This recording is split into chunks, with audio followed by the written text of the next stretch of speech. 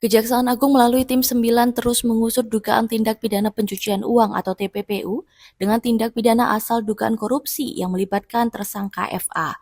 Pada Senin 3 Agustus 2026, penyidik memeriksa 4 saksi dari kalangan karyawan swasta serta menggeledah sejumlah kantor di Jakarta Selatan dan sebuah rumah di Kota Depok. Penggeledahan dilakukan untuk mengumpulkan alat bukti, memperjelas konstruksi perkara, dan menelusuri aset yang diduga berasal dari hasil tindak pidana. Kejagung menegaskan penyidikan dilakukan secara profesional dan independen dengan tetap mengedepankan asas praduga tak bersalah. Tim penyidik, Tim 9 telah melaksanakan serangkaian kegiatan penyidikan dalam perkara dugaan tindak pidana pencucian uang dengan tindak pidana asal tindak pidana korupsi yang melibatkan tersangka FA.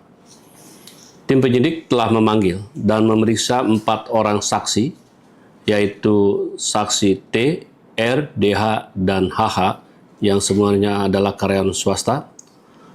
Dan paralel dengan kegiatan pemanggilan dan pemeriksaan saksi, tim penyidik juga melakukan tindakan hukum berupa penggeledahan yang sedang berlangsung di beberapa tempat, di antaranya di kantor di daerah Jakarta Selatan, kedua juga daerah perkantoran juga di beberapa tempat, baik itu PT HI, PT PIS, PT KPI, dan PT beberapa PT di daerah Jakarta Selatan, juga sebuah rumah di daerah Depok, Jawa Barat.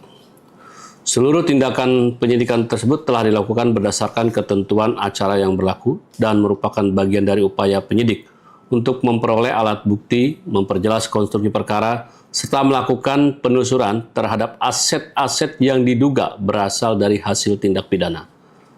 Kejaksaan Agung menegaskan bahwa proses penyidikan akan terus dilaksanakan secara profesional, transparan, independen, dan akuntabel, dan tetap menjunjung tinggi asas praduga tak bersalah dan prinsip kehati-hatian.